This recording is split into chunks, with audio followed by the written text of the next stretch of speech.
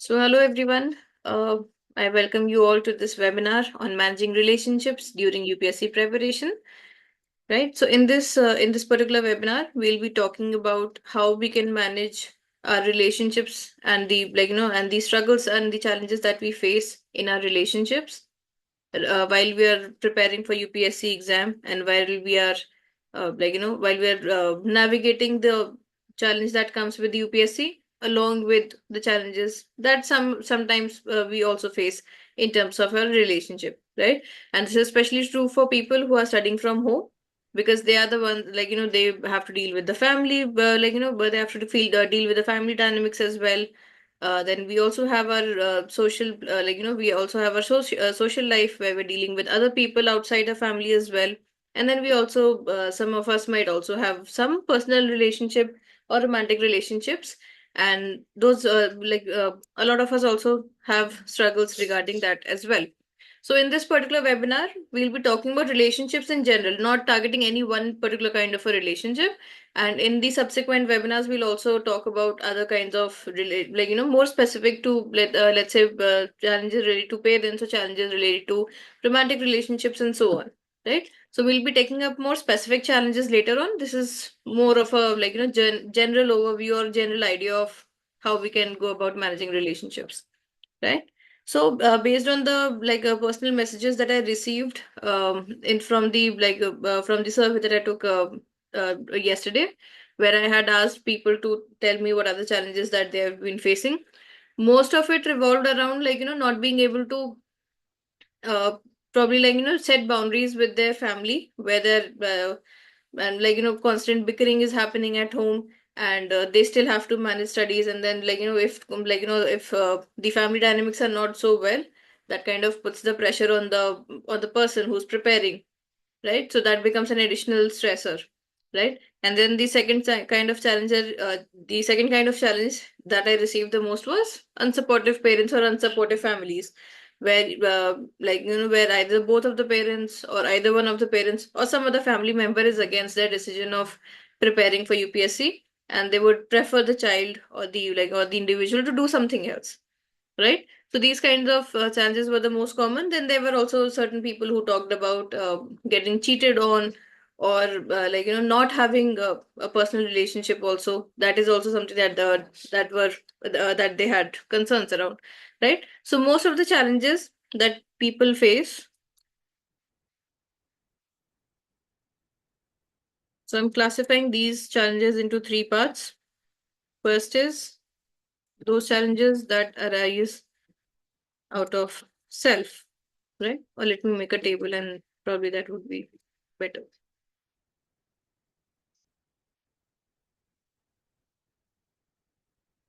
First is challenges arising out of ourselves,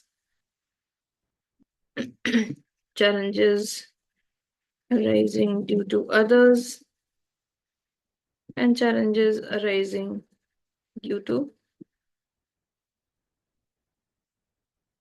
external circumstances,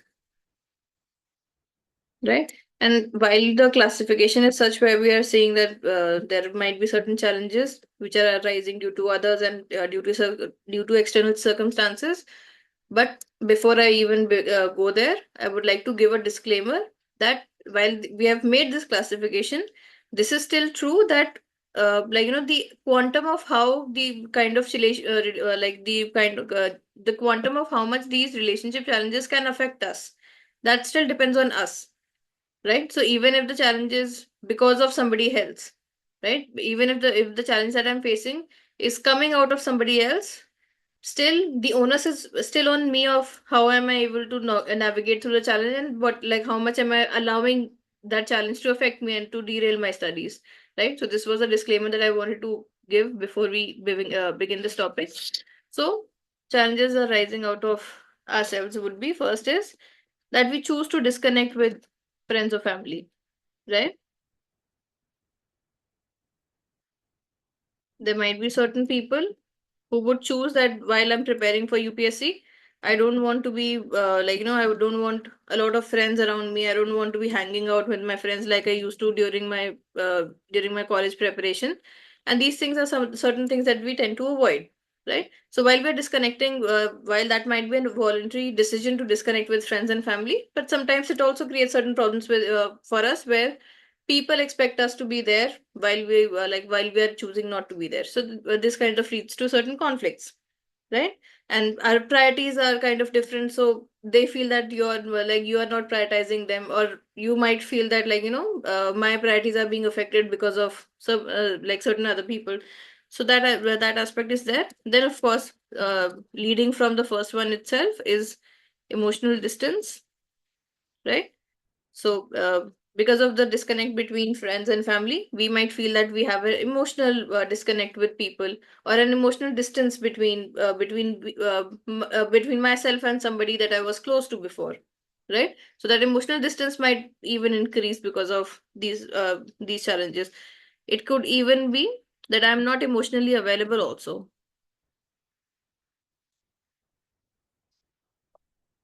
My mind is so focused on my exam, and my mind is completely absorbed in the process, that I'm really not emotionally available for any other kind of relationship or anything else right now. And that might lead to certain conflicts in our relationships, right? And that, it might become a vicious circle where we do not have the emotional space to deal with relationship challenges, but not having that emotional space might be leading to more emotional relationship challenges, and that might even put even more pressure on us to be able, to be able to study well, right? So that it kind of sometimes it even leads to a vicious circle also, right? Then we might actively withdraw from certain relationships, right? So this is withdrawal might happen more voluntarily, as we talked about disconnect with friends. It might even happen involuntarily, that even though I do not want to disconnect from my friends, but just withdraw from my friends or the friend circle, but just because I feel like my goals do not match with them, or the kind of life that I'm living right now does not match with my friends, and I feel that our lives are are very very different from each other. So that might lead to withdrawal as well, and it might cause certain resentment, feelings of resentment as well, right? Then we might feel certain insecurities within us, which might lead to certain relationship problems, right? So I was working with one client, with whom the case was that because this person had been working in a job, and they were dating somebody who was a selected person, who was selected in UPSC, and they were feeling very insecure. So right now, at that point of time, when we were working together, they were working in a private sector job, and they were not interested in cracking UPSC or giving another attempt, but they were still feeling insecure about the fact that they're dating somebody who's who's selected, and they are not selected, and they were feeling very insecure about that, and that because of their own insecurity, they were causing certain issues in the relationship, right? So these kind of cases might also arise, and because of my own insecurity, I'm probably projecting my insecurity onto the relationships that I have, and I might be damaging my own relationships, right? So these kinds of things might also happen. Then there's the case of unfulfilled expectations, right? And this will also be a factor in the in relationship challenges that arise due to others as well. Others may have certain expectations from us, and they might not be getting fulfilled, so that might even be a challenge. So I'll write it down here as well.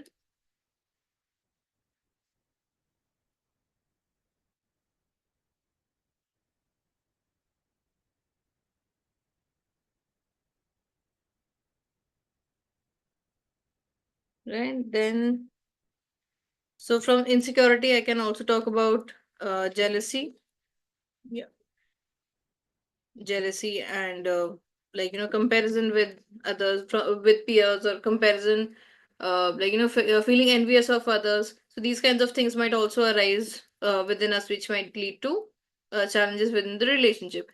And this is something that I've observed fairly commonly within people who are preparing for certain exams, whether it is UPSC, whether it is CAT exam, or even for that matter, these NEET and these engineering exams and all these things. So when I work with people from these people who are preparing for these exams, I see this element somehow pops up quite frequently, where they're comparing themselves with others and they feel either jealous or envious of others, or they're feeling insecure about themselves, right? So these might be certain issues that I have within myself, and because I have those issues, I might be projecting those issues onto my relationships, and then that might be leading to certain troubles and certain conflicts, which might in turn be that might be affecting my own preparation and making me move away from the goal that I want to achieve, right? And then there's the underlying thing that I might uh, I might not have the ability or the skill to communicate or express myself openly or properly, right? Some of us might feel that oh, so,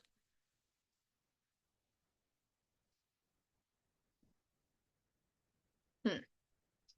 So some of us might feel that, even though I'm angry or I'm frustrated or something, but I'm not able to communicate those feelings, and I'm not able to communicate what is happening within me with others, right? And that inability to communicate or to express our own needs, our own desires, and our own unfulfilled expectations might be another reason why we might be facing certain challenges in relationships, right?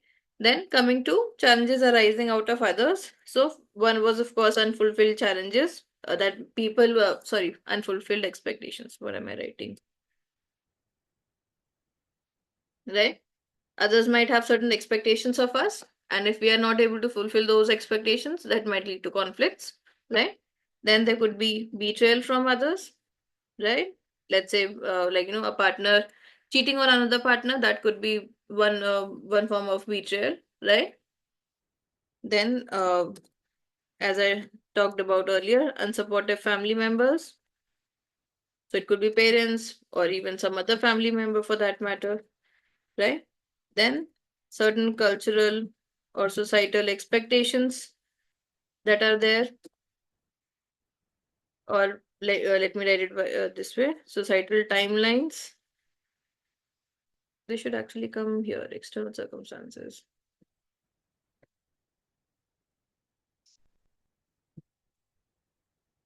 Right? There might be certain cultural or societal timelines that we have to follow, right? That there's an expectation that people should get married at this age, they should get a job at this age, and so on and so forth, right? And if we are somehow not in alignment with that, that kind of causes struggles within our own family, with the people around us, and within our own relationships, right? So these kinds of challenges also happen. Then unsupportive family members, then we have judgment or criticism from others, right?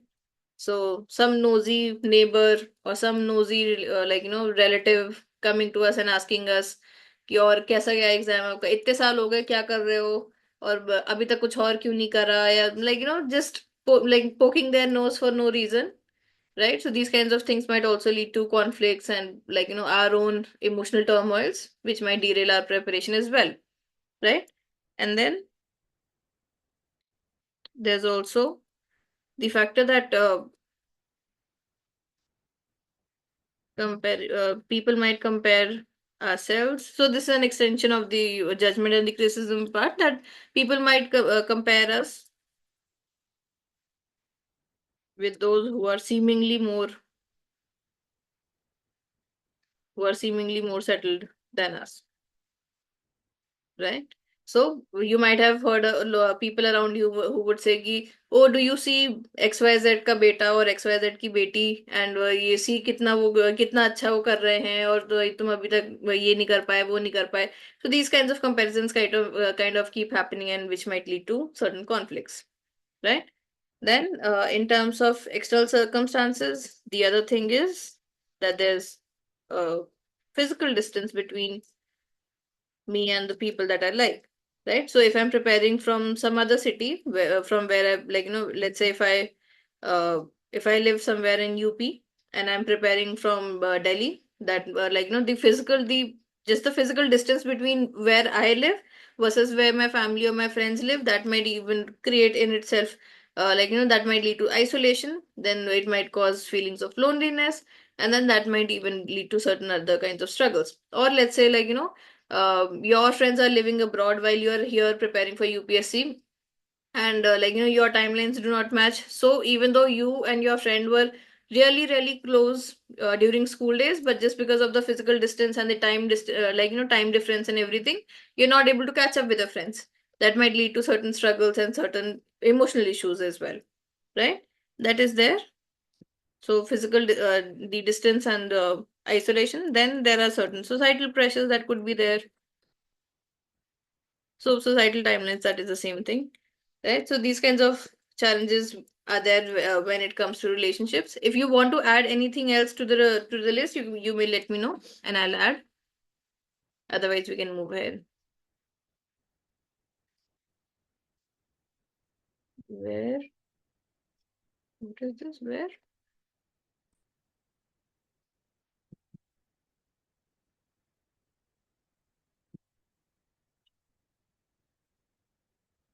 Okay. Padma, the situation that you've written in the chat box is quite quite peculiar to you, and this forum might not be the right forum for me to discuss this, but and especially because this is a recorded meeting, and this will also go on YouTube, so I do not want to discuss any of your personal issues on this platform right now. If you want, you can connect with me on a one-to-one session and we can talk more about this. Okay. All right. Any other thing that you would like to add to these list of challenges? Especially in context to UPSC and everything, because there could be many other reasons of why people face relationship issues in general. But after having talked to several UPSC aspirants and even with through my own experiences, I've seen that these are the challenges which are more common. But if there's anything else that you would like to add to this, you may let me know. Okay, so you can unmute yourself and let me know, or you can just add that in the chat box and we can move from there, right? So while okay, all right, but we can connect back later, right? So we were talking about right now. We were talking about what are the kind of challenges that we commonly see, right? So now let's talk about a model which was given by a psychologist named Bowen, right? And while while the model that this person had given was a broader and more specific to family issues, but I'm taking one particular part of the model that he gave and discussing that, because I think that is something from which we all can learn and understand certain core things about us and how to manage these kinds of struggles better. So this is just one part of the model that he gave that we'll be discussing in the context of UPSC preparation and managing our relationships, and not just family relationships, but any kind of relationships in general, right? So this is the differentiation of self, changing nature of friends within. Okay, all right.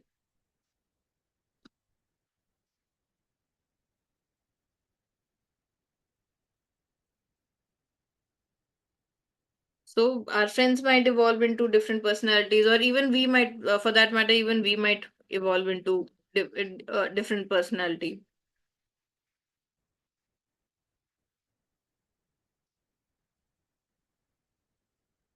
Right? So with time, with experience, and with the kind of challenges and the opportunities that we get, all of us evolve into different types of personalities, right? So our own personality transformation, our friends' personality transformation, that all of those things can lead to certain conflicts within us, right? So now let's discuss this model of differentiation of self. So when we talk about when we're talking about self, there are two types of people. So you would have observed that there would be certain kind of candidates, despite the fact that they have ruckus happening in their family. but they would still be able to study well and score good, and they would be able to clear the exam. Or even if they're whether they're able to clear the exam or not, but they're still able to manage their preparation well, right? So there would be one type of people who were despite all the challenges that they might be facing, all the emotional troubles that they might be facing, they would still be able to navigate through those things, and they would still be able to study well, right? And then there are other kinds of candidates who would who would get so embroiled in the kind of things that are happening in their family or with their friends or with their let's say their partners, and then they get so involved in all of those things, and they're not able to manage their preparation, right? And that costs them one precious year of their life, right? One it might even cost them a attempt also if they are giving that year's attempt, right? And a lot of I've seen a lot of my own friends going through these kinds of challenges. So so when we're talking about these kinds of people, one who is able to navigate through these kinds of challenges easily, and they're able to study or manage their preparation well, and they're able to stick to their preparation, versus others who get who get embroiled with the conflicts, and their own preparation gets derailed. So, through this model, if we look at them, we would call it that there are two kinds of people. One is somebody who is highly differentiated, right? And then there might be others who are poorly differentiated.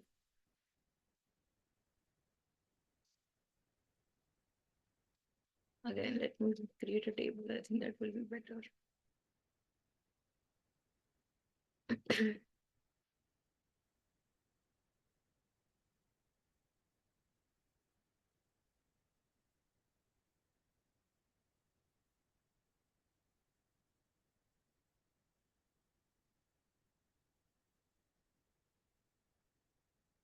Now coming first to somebody who's highly differentiated.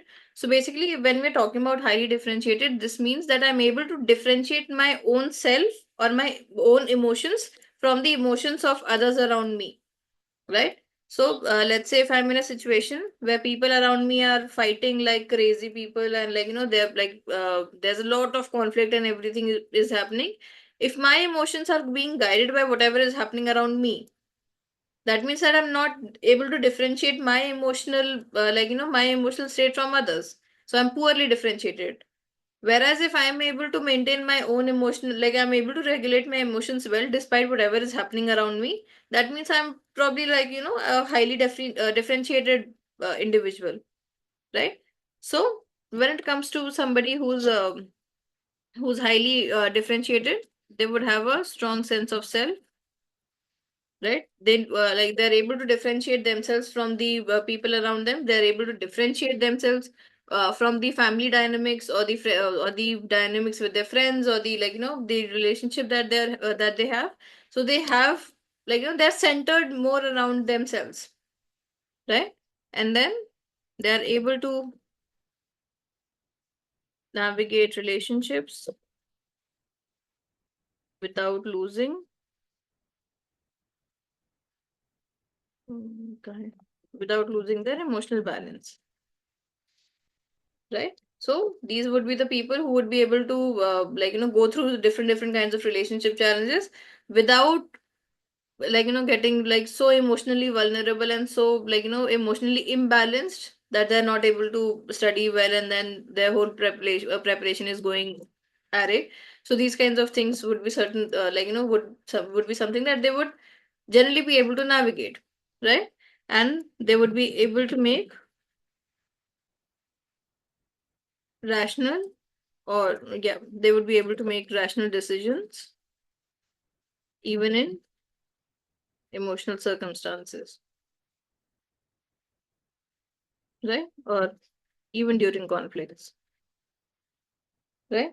On the other hand, somebody who's slightly poorly differentiated, this person might feel that struggle to keep their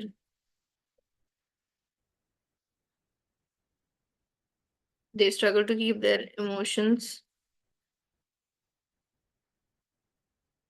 separate from emotions of others, right? They would feel that their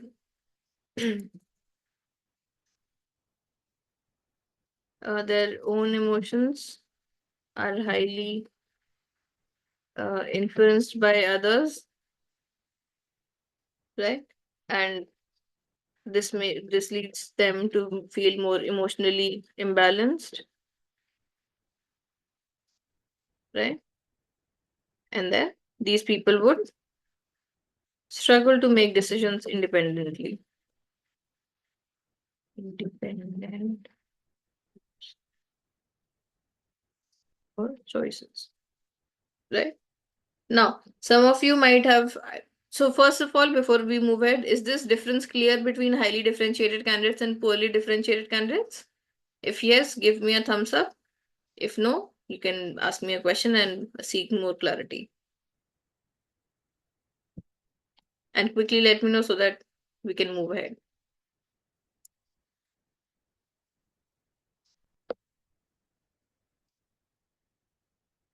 Okay. So, Anushri says she's able to understand. Okay, what about others?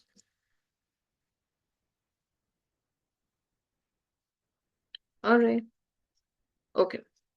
So now some of you might have identified yourself with, okay, I'm somebody who's highly differentiated. Some might have some of you might have identified yourself that I'm poorly differentiated. But before moving ahead, a very, very, very important disclaimer. The difference between a highly differentiated candidate versus a poorly differentiated candidate, difference is not about traits. Which means that it does not, like, it's not like that somebody who is born as a highly differentiated person versus somebody who's born as a poorly differentiated candidate. No. So the difference is not about traits, that okay, I am like this and you are like this, or it's not about so much about the personality, that okay, I have this kind of personality, you have this kind of personality. The difference lies in skills. There are certain skills or certain coping mechanisms which a highly differentiated person has, which helps them to navigate these relationship challenges better. While somebody who is not like as highly differentiated, they might lack those skills or those coping mechanisms, and because of those, because of that lack of skills, they might feel that they are not able to navigate these kinds of challenges, right? So this is something very, very important for you to understand. Just because while I'm discussing these things, you might feel that I'm somebody who's poorly differentiated. It does not make you, it does not mean that you're forever you'll remain like that, or it isn't a diagnosis that I'm giving you, right? It is just right now I might be having fever. That doesn't mean I'll have fever forever in my life. It's similar to that, right? So it is more about identifying what are the skill gaps that I may be having right now, because of which I may not be able to navigate, which because of which I'm not able to navigate my relationships better. And if I'm able to learn those skills better, I'll be in a much better place to be able to handle these kinds of relationship challenges, right? So now, what are those skills? Right? What are these skills that we're talking about, which will help one person to navigate these challenges better, while they may not allow the other person to be able to manage these things better, right? So first skill is emotional regulation, right? Somebody who's able to regulate their emotions well, they would naturally be able to navigate through these kinds of challenges well, right? Then the second is boundary setting, and I'm sure you would have heard about this a lot, you would have read about this a lot, but nobody really talks about how do we, what actually a boundary is and how do we actually set those boundaries, right? So we'll discuss more on this as well. Then psychological resilience, or we can simply say resilience or resilient mindset, right? Then we have communication skills, as we talked about, that some of us might feel that I'm not able to express myself better, and I'm not able to express my needs, my concerns, my desires, my unfulfilled expectations to others, and because of which I might be I might have certain challenges. So we'll be discussing those as well. Then conflict resolution skills, Or let me write conflict management skills. Not every conflict needs to be resolved. Certain conflicts can do well if they're just managed well. Something very important that should be kept in mind, right? And then decision making skills,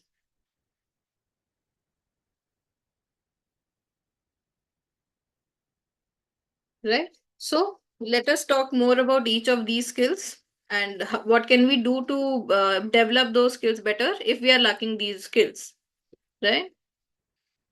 Am I clear till right now? If yes, give let me know or give me a thumbs up. If no, you may ask me a question to understand this thing better. And then once I know that most of you are understanding this and you're with me, then we can move forward.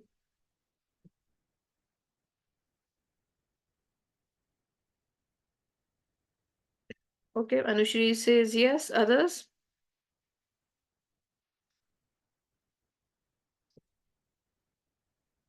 Okay, all right.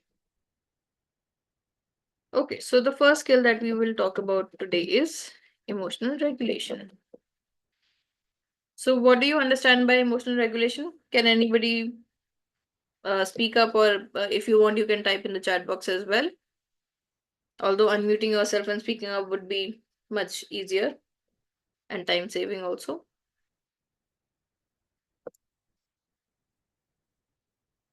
So, quickly, what is emotional regulation?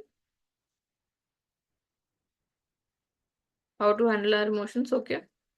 So, emotional regulation is basically first identifying the emotion that I'm going through and then managing that emotion, right? So, I'm sure you would have read in your ethics paper the part where we talk about emotional intelligence. So, one part of emotional intelligence is that I'm able to understand my own emotions, right? And then the second part is that I'm able to manage my emotions, right? And then there's the other part where I'm able to understand others' emotions and I'm able to manage the relationships. So, not talking, we're not going there right now, just talking about our own, focusing our own self first. So, emotional regulation first thing involves that I'm able to identify what kind of emotion that I'm going through, and then I'm able to manage those emotions, right? So, first is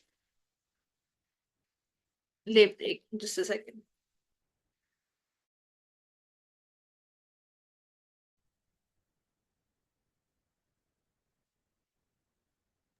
Sorry. Right? So first is labeling your emotion.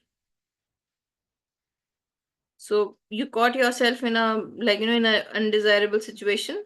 You feel certain emotion which is making you feel uncomfortable, and you react in a manner where you shouldn't have reacted, right? But if we are able to identify what the emotion is, and if we are able to affirm to ourselves that okay, I'm feeling this way right now, what happens is it shifts the attention from that part of the brain, so the part of the brain which is associated with emotions. From there we go to that part of the brain which is more about planning and which has more executive control.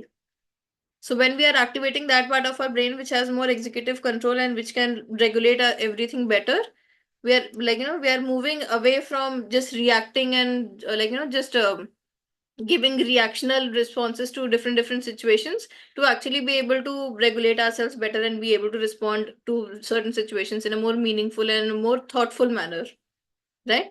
So labeling your emotion has that kind of an effect where we are able to shift the focus or the activation of our brains. That doesn't mean the emotional part of our brain will get switched off. No, it doesn't happen like that. But it puts us in a situation where we'll be able to manage the conflict better, right? So the first thing that you need to do in terms of emotional regulation is first of all label your emotion. What am I feeling right now, right? Then the second thing would come is once I'm able to identify what is the emotion that I'm feeling, then I need to identify what are my triggers, right? So let's say I understand that okay, I have a anger issue. I feel angry at everything, whatever is happening, even at small things. I feel that I get very easily angry, right? So anger is the I've labeled my emotion that I feel angry, and that is I struggle with anger. and that is creating the challenge for me. The next thing is that I need to identify what are my triggers. Where do I feel angry? It's not like I feel like I'm feeling angry at each and every moment in my life, right? So there would be certain situations around me which might happen, which might trigger me to experience that anger, right? So let's say I asked my sister to bring me something and she refused to bring that. That made me angry. Or let's say I asked my friend ki, okay, like, we'll give this particular test and we'll have a discussion about that, about this particular test, but the this friend went away with his girlfriend, and now I'm like, I want to have that discussion so that I can finish my syllabus, but now this is not happening, so now it is making me feel angry, right? So these kinds of, there could be many different kinds of triggers. So we need to, for the second thing is that we need to identify what those triggers are. What is causing me to, like, have that emotion where I'm, instead of responding, I'm reacting to those things. And then the most important part in terms of emotional regulation comes to this: learning to pause and reflect before I react. This is basically the crux of emotional regulation. So when we talk about emotional regulation, this is 90% of what is expected, that I'm able to pause and I'm able to reflect before I'm reacting. How can I do that? Take a moment and take a deep breath, right? So let's say somebody said something to you which made you really really upset. So instead of immediately reacting and immediately, like, responding back and, like, immediately giving an answer to the, like, to whatever thing was said to us. So instead of immediately saying something, I take a moment, I, like, hold myself for a moment, I take a deep breath, and then I, like, after I'm able to pause and I'm able to reflect, okay, what is happening? Then I'm choosing, okay, like, probably, like, let them say whatever they want to say. It doesn't matter to me. I'll not even pay attention to that, right? Or I might feel, okay, like, this is something that is really not acceptable to me. This is really something which is crossing my boundaries. So I need to challenge this. So, but I also need to ensure that I'm being respectful towards the person in front of me. So this is the way that I'm going to, enforce my boundary while being respectful. Or I might have certain other, I might have certain other reflections, and based on those reflections, I'm choosing to respond in a manner which is the most appropriate, rather than just reacting to whatever is happening around me. Right? So taking a moment and taking that deep breath, or even just a, like, it doesn't have to be deep breath every time. It is just about, like, taking a breath in that moment and having that pause and that reflection before we are immediately, like, spontaneously responding. Before that happens, if we just take a step back, think about whatever is happening, and then respond, that is a, like, the crux of what emotional regulation is. Ma'am, sometimes. Okay, so Anushri is saying that sometimes multiple emotions happen at some time and may not know exactly how to label it. So yes, so this is something which happens fairly commonly. So let's say certain event happened, which makes you feel different kinds of emotions, right? So while, like, when we say labeling emotions, helps you to regulate your emotions better. So even if you're facing, like, I'm feeling angry, I'm feeling let's say also, I'm feeling angry towards somebody, but I'm also feeling very very resentful towards them. So there could be many other emotions as well.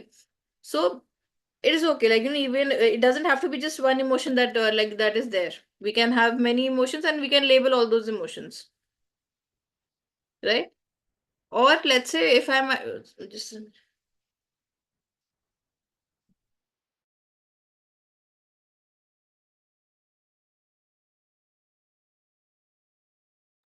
okay. Yeah. So, as I was saying, even if I'm experiencing multiple emotions, if I'm able to identify those multiple emotions, well and good. Let's say if I'm able to identify only one or two emotions, that is also fine. The idea is not to, like, label each and every emotion that I'm facing, or, like, be able to identify each and everything.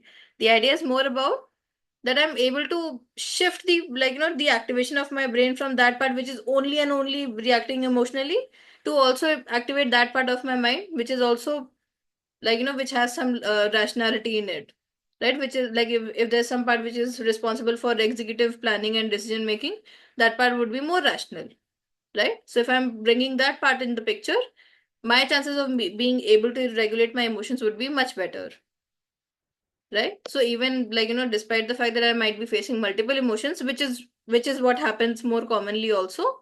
So the idea is about, okay, if I'm able to identify certain emotions that I'm feeling, I'll be able to become more, in control of the situation, rather than just being a, reaction to everything that is happening around me.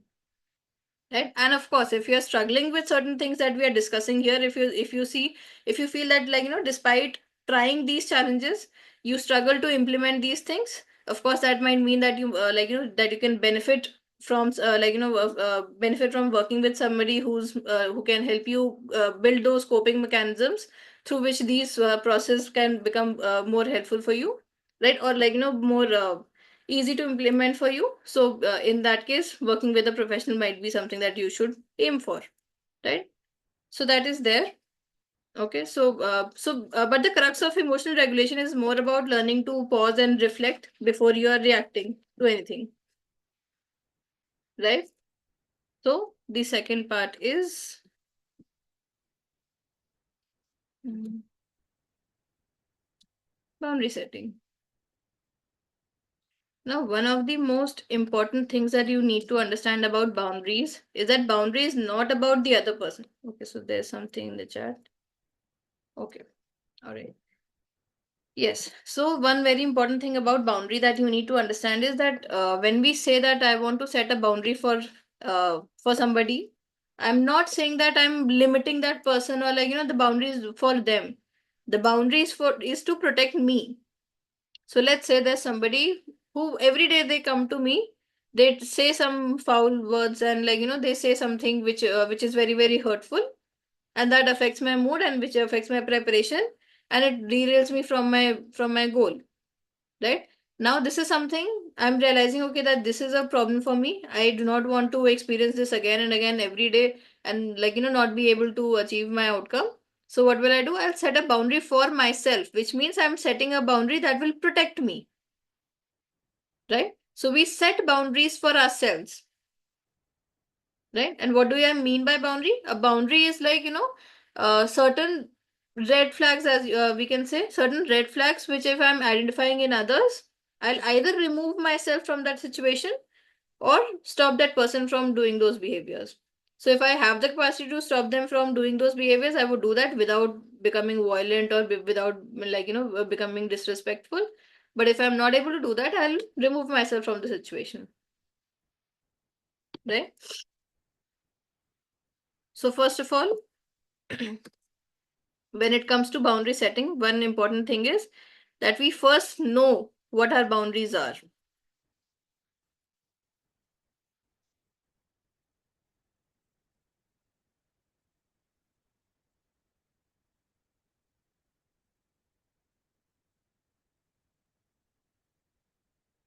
So first of all, I need to know what my boundaries are. So let's say I'm here in this, the example that I was taking. I'm saying that, okay, I am not going to tolerate abuses towards me and my family. This is a boundary that I have, right? And then I need to have these non-negotiable boundaries.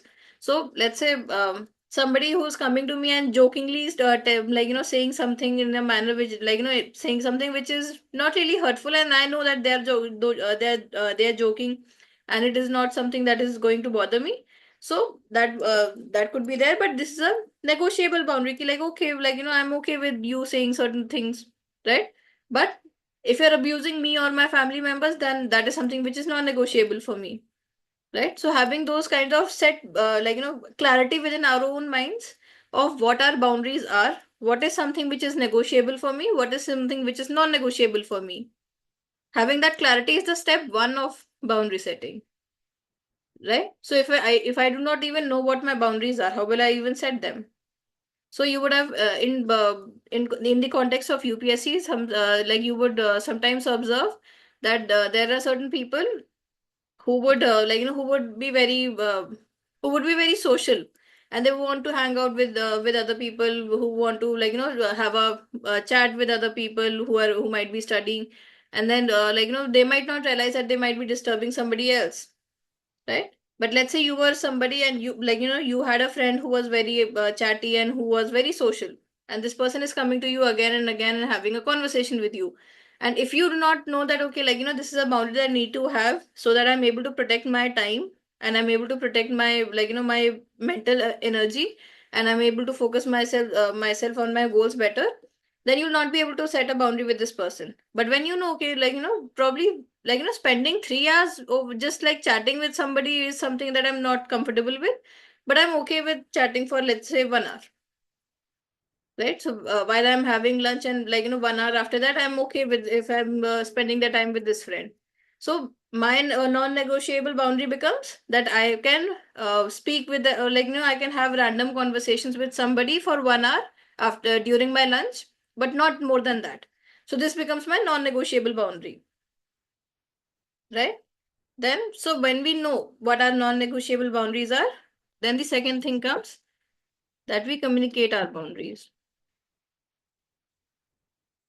right? So now that I know, okay, I'm open to having a conversation for 1 hour, but but I'm not okay, spending the entire day having chats about, okay, what is happening in XYZ's life, or if the this person's girlfriend left them, or this person's boyfriend broke up with them. I'm not interested in having these kinds of conversations for endless amount of time. But 1 hour is okay with me, right? So the next important things come is that I'm communicating those boundaries with the other person, right? And again, as I mentioned in the group as well, that if you're communicating your boundaries well, it doesn't have to turn into arguments. So one way of communicating this boundary with this friend would be that I'm I'm becoming very disrespectful towards them, and I'm telling them, okay, you really waste my time a lot. If since the past 10 days, I've been observing that you are only coming and just disturbing me, and you're not letting me study, and you're the reason that I'm not able to study and crack the exam. This is very this is conflict inducing way of setting a boundary.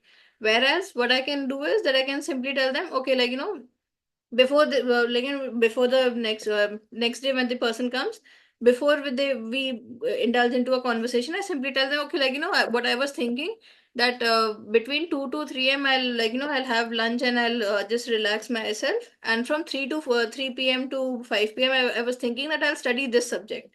So now you are kind of inducing that idea, okay, you need to be studying during this time, so the other person can be mindful about that, right?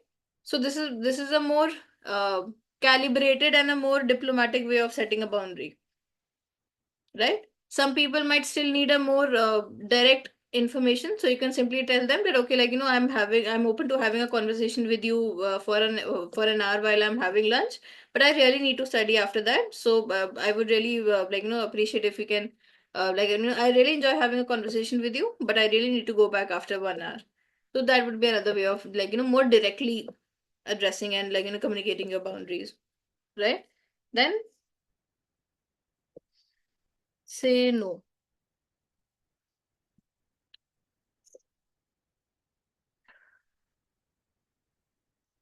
I don't know what is there.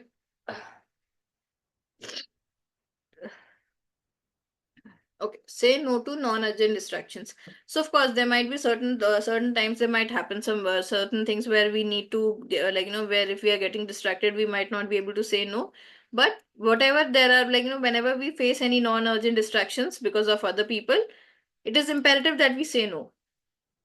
Right? So if, let's say, if you were studying and your friend comes up and says that, okay, all of us are going to XYZ place to have chai in the evening, you should also come. Say no. If you want to say no, say no. Right? And don't feel guilty about saying no to others. Saying no to others often means saying yes to ourselves. Saying yes to ourselves, saying yes to our own goals, and saying yes to our the kind of life that I want to build for myself. Right? So when you're saying no, ensure that you're doing it guilt free, right? Then the other important thing is that you stay firm with your boundaries. So if you have decided, okay, like, I will only spend 1 hour during my lunchtime and then I want to come back to my studies. So stay firm to your boundaries. So if you only if you're honest and if you're respecting your own boundaries, only then others, like, you can expect others to respect your boundaries as well.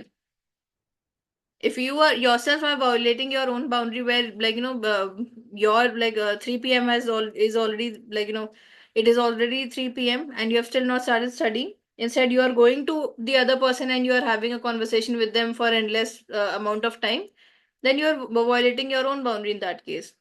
And if others observe you violating your own boundaries that you had set earlier, then you are giving a free pass to others to violate your boundaries as well, right? So stay firm for you with your boundaries as well. And then, so in case your boundaries are violated,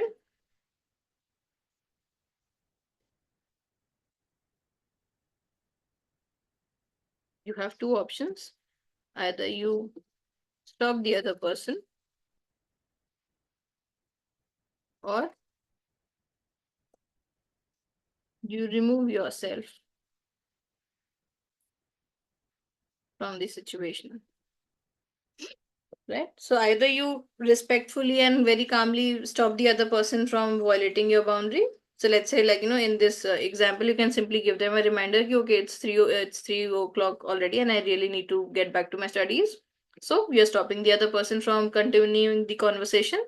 Or you can, like, if you see that, okay, like, somebody has, like, if let's say there was a road rage accident or something of that sort happening, then a better idea would be simply to just remove yourself from the situation rather than just escalating the conflict even more, right? So this is more about boundary setting. If you have any questions so far, you may go ahead and ask me. Otherwise, we can continue. Okay, so if the other person is continuing to talk, remove yourself from the situation. So this was something that used to happen with me a lot. In my first year of preparation, I had a friend who really loved to talk. Like, she had a hobby of having long conversations with others. And what she would do is that, she would study her own thing, and whenever she wanted to take a break, she would come to our rooms and she would, like, start talking. And we might, at that point of time, we might have our own study time going on. So it used to happen, like, at that point of time, that I used to get very easily distracted with whatever was happening. But later on, when I realized, okay, like, this is happening continuously, what I would do was that I would simply remove myself from the situation. So at that point of time, when I knew, ki, okay, like, in the afternoon, she has more propensity to come and, to come to my room and, have conversations with me. So at that point of time, I would prefer to go to the library and study. At the other time of day, I might still choose to study at my home, but during that time, I'm just removing myself from the situation. I've already told her that I would like to study at that point of time, but let's say she's not doing that. So I can simply remove myself, right? So the next thing that comes is resilience. I need to have the skills to build the resilience within me so that I'm able to. Okay, so there's another. Okay, yeah. So coming to resilience. So first of all, resilience with respect to what? So in terms of managing relationships better, we are talking about resilience towards towards handling criticisms and expectations of others, or even ourselves for that matter, right? So first is understand that these expectations do not define our worth, right? So if there are certain familial or societal expectations, they do not decide our worth. So just because there's an expectation that by X years of age you should get settled, so, like, in quotes unquote, that you should get settled, and if I'm not following that expectation, that means I'm not worthy enough, or, like, there's something wrong with me. No, these these expectations do not have no right to define my own worth. So the more you're able to understand this thing, and you're able to inculcate this better within yourselves, the more resilient you will become, right? Each of us have a different timeline in life, and we just need to be true to our own timelines rather than try to follow one particular timeline which has been prescribed by our family or by the society in general, right? So this the first step towards resilience is recognizing that our own self-worth is not dependent on anything external from us, right? So whether I'm able to fulfill others expectations or not, that will not define my own self-worth. My self-worth will only be decided by my own internal aspects, right? So the second thing is I need to evaluate. So now in terms of criticism, I need to be able to evaluate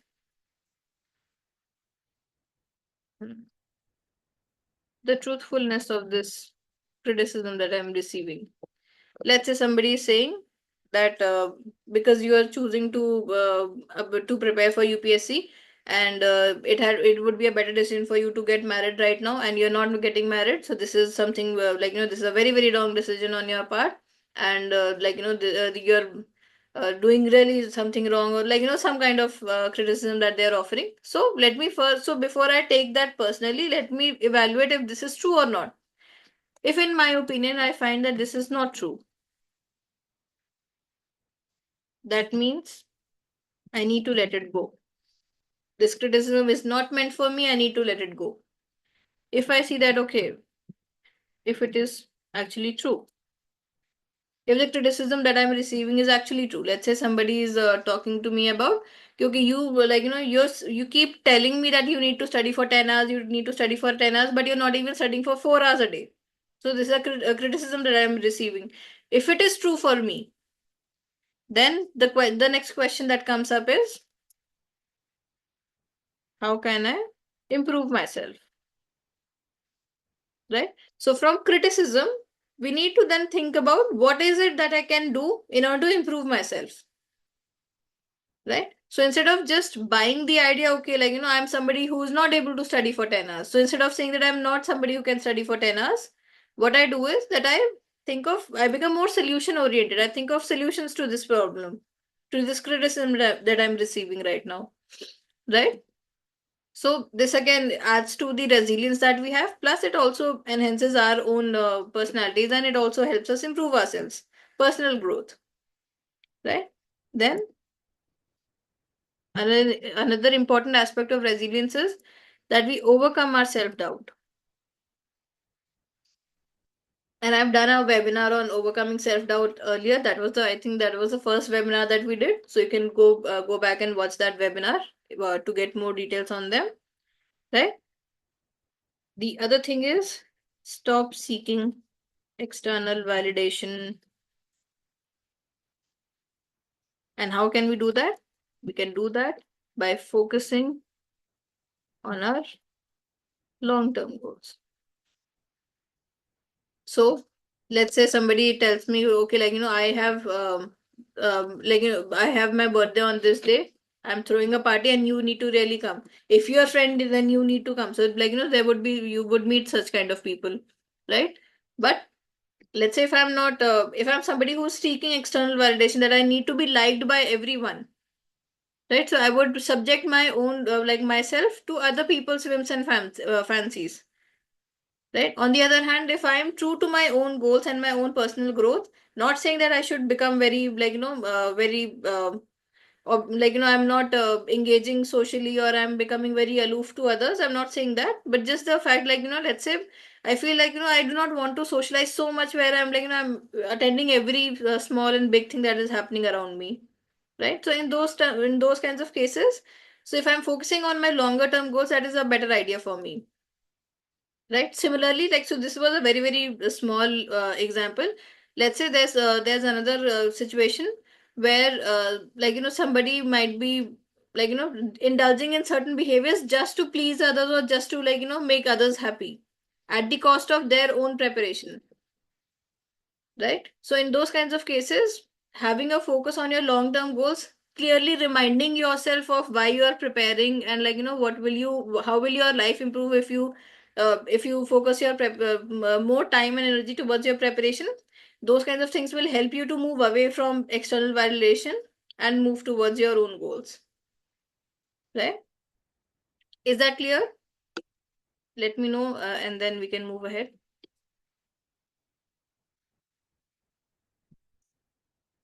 Right. So, for very important thing when it comes to navigating relationships in terms of communications is assertive communication. So, without becoming rude, without becoming disrespectful, without blaming somebody else, how can I assert myself better so that I'm able to prioritize my own, I can prioritize my own self over everything else that is happening, and I'm able to differentiate myself from the emotions of others. So, one of the most important things that you need to do is have more assertive communications. And how do you do that? Use I statements. So instead of saying that you are the reason that I'm not able to study well, you may say that I am not able to study well because, because we are spending so much time together. So I would prefer if we can limit our conversations to, let's say, a half an hour each day, or half an hour every couple of weeks, or sorry, every couple of days, right? So this is this is assertive, that I'm setting a boundary also, but it is not very rude and not disrespectful also, as was the case in the first example where I was saying that I'm assigning blame to the other person, that you are the reason that I'm not able to study, right? So having assertive communication where I'm talking about how I am feeling, right? So a good good framework for that would be how I am feeling plus what solution I am proposing, right?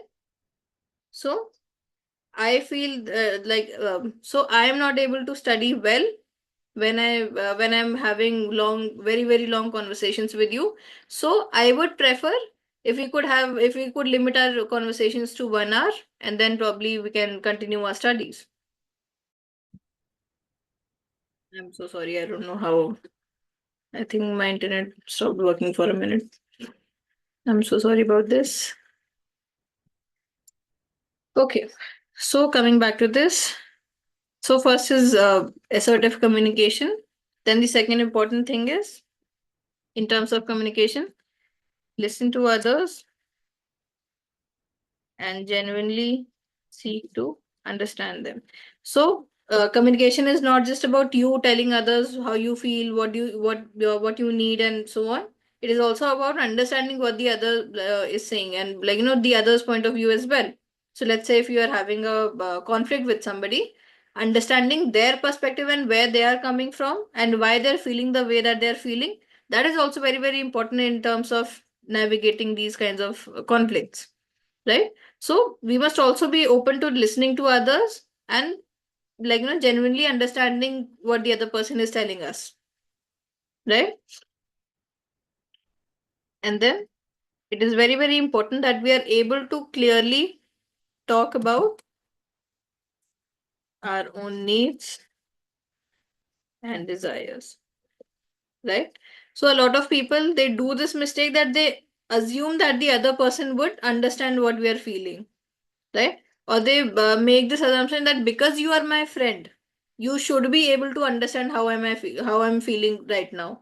Or because you are my boyfriend or you are my girlfriend, you should be able to understand how I'm feeling right now, right? So when we're not communicating how am I feeling, or what are my needs, what are my desires, it opens rooms for more conflicts. So a much better way to resolve those conflicts and reduce the conflicts that we are dealing with. A better way to do that would be that I'm talking more about my unfulfilled needs, my unfulfilled desires, or how am I feeling at that particular point of time. And how do I do that? Instead of putting blame that you make me feel miserable, I'm telling the other person, I feel miserable whenever we are engaging in, let's say, whenever we are fighting. So instead of me saying that you make me miserable because you keep fighting with me, I'm telling the other person that I feel miserable. So I'm talking about my own feelings, that I'm feeling miserable because we keep talking about the same, we keep having conflicts about the same thing again and again, right? So have more talk more about your own feelings, your own needs, your own desires, which will reduce the chances of these conflicts and these these struggles becoming even more prominent in our lives, right? Then comes the skill of conflict resolution or conflict management.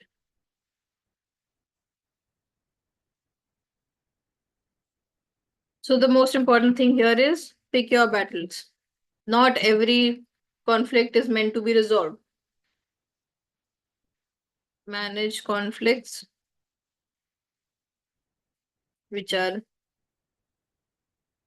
manageable, right?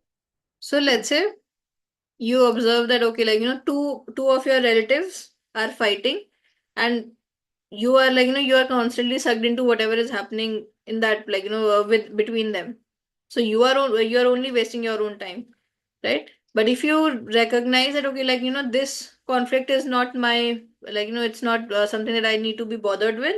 This is something that it is between them, and they'll be able to resolve this. So picking those battles, where do I need to involve myself in a particular conflict, that is very, very important, right? As especially as somebody who's preparing for a competitive exam, you need to be very mindful of where you are spending your time and energy. So don't pick battles where you have nothing to do, right? If you have no stakes in a particular conflict, don't engage yourself in those kinds of conflicts.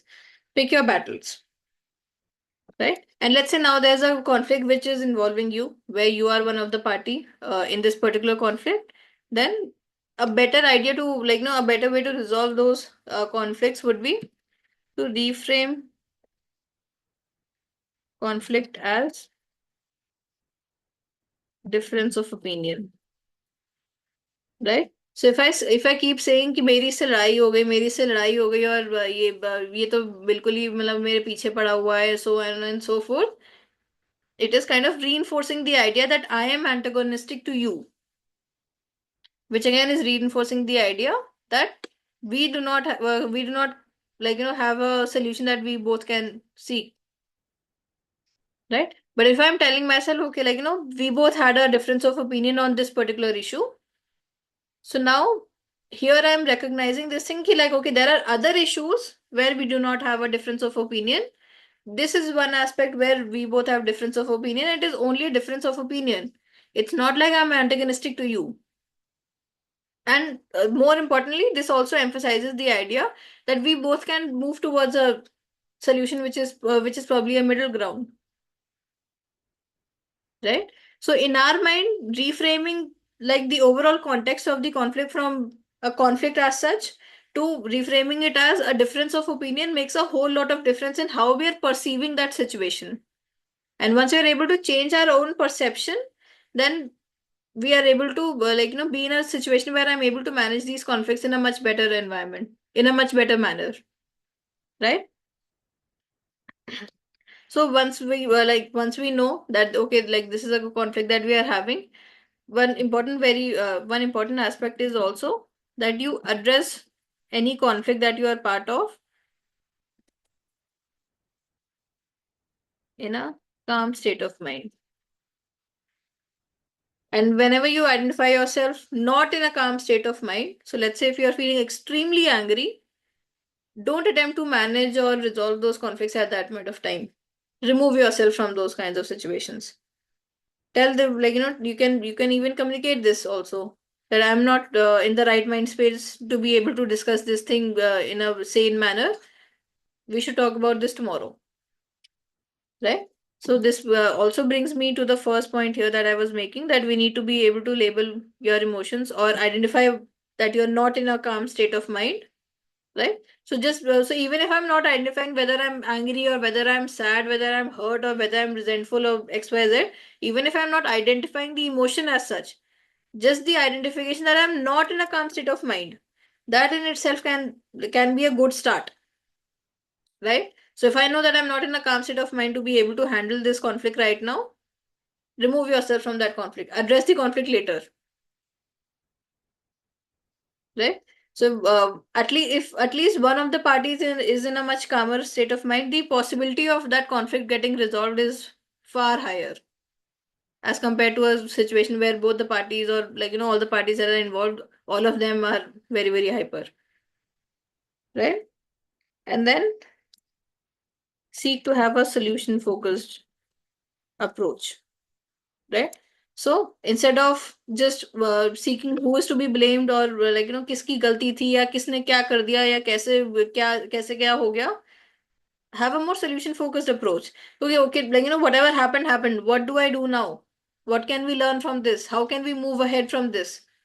How can we leave this behind and start afresh? Right? So having more solution focused approach, having more a healthier coping mechanism is something that will be really really helpful. So instead of staying hung up on whatever happened in the past, I should probably seek towards, okay, what is it that I can do right now to either rectify whatever was done in the past, or to accept whatever has happened and be able to move on. Right? These are the only two choices. Either I can accept whatever has happened in the past and move on, or I'm able to rectify certain mistakes that I did earlier, right? Or I can probably learn from whatever mistakes I made in the past and resolve that I'm not able to, that I'll not be committing those mistakes again. Right? So having that solution focused approach is very, very important when it comes to approaching certain conflicts. And whether these conflicts are with your partner, with your parents, with your siblings, with your friends, or anybody else, the principle still remains the same. Right? I hope it was this is something that you can all relate to. Then let me come to decision making skills.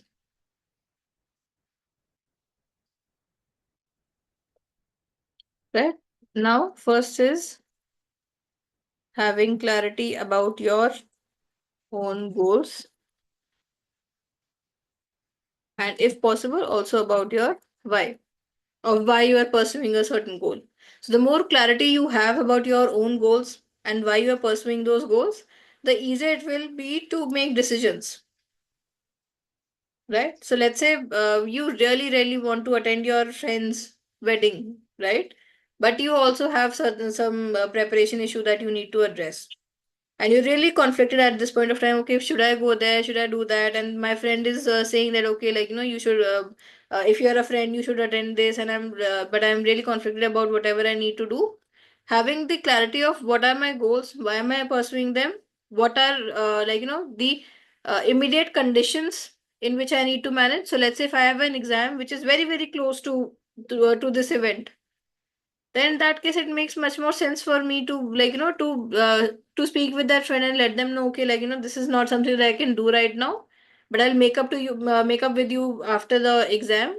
When I have more time, I'll make up to you about whatever, about missing this life event of yours, right?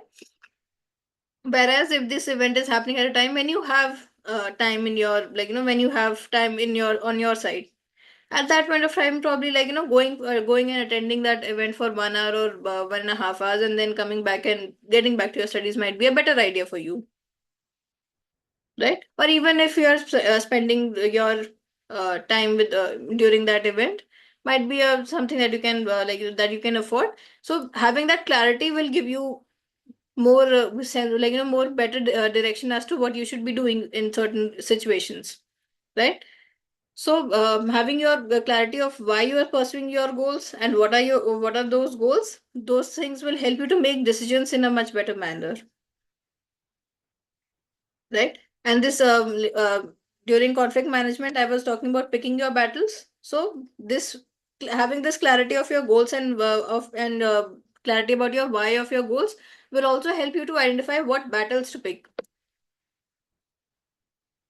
Right? So if you're identifying that, okay, these are certain conflicts which will take me away, which will only waste my time and take me away from my goals, this is an example of a battle that I do not need to engage in. helping you to make a decision, right? And then align your decisions with your goals and needs or desires and so on, right? So that was the like natural first step. So once you know what are your overall goals, so goals does not have to be only and only career goals or only and only educational goals. It can also have that, okay, like, I also have a goal of having a good social life as well, right? So when I think about having a good life, I also think about having a good social life. But what are the parameters of which by which I can, like, what are those things by which I can manage my social life as well as my career better, that I'm not losing out on one because of the other. So just because I'm focusing on this exam does not mean that I have to leave my social life entirely, right? So having that recognition that, okay, my social life is as important as my goal, as my career goals, or if not as important, at least they still hold some importance for me. If I have this clarity, I would be able to decide much easily, right? So these are like, my take on how we can navigate through relationship challenges in a much better manner. Of course, these are skills which take certain time to develop, and then you'll be able to identify certain skills which you already might be having. So you might not need to worry about those. There might be certain other skills where you can benefit from developing those skills in a much better manner, right? And once we are able to practice these skills in different scenarios, we can become more highly differentiated, like, person, somebody who's very high, who's highly differentiated from the emotions of others, and that makes our own self, like, that sense of self also increases, our own self-esteem also increases, and we are able to differentiate our self-concept from the others, and which is very, very important when it comes to having a good mental health as well, not only in terms of achieving your career outcomes and everything, but also in terms of your own mental health, right? If you have any particular question that you would like me to address, we can take that up. I had also planned to address that aspect where we are dealing with a situation where our families are like, let's say, not supportive of the decision. But I think it's like, because it has been quite long, so we'll take that question up in one of the later webinars. So that is there. If you have any questions, then you can ask. Otherwise, I can close the webinar now. And also before that, these are the self-help strategies that I've discussed. In case you feel that you're not able to implement any of these strategies on your own, or if you feel that you've been trying to implement these strategies, but you're not able to get the results that you would like to that you want to have for yourself, then you can connect with me or any other mental health professional for that matter, and we'll be able to help you resolve the conflicts and, like, resolve the issues that you're coming up with, right?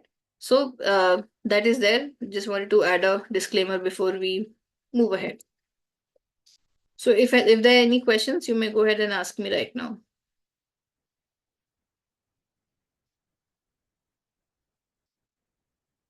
No questions?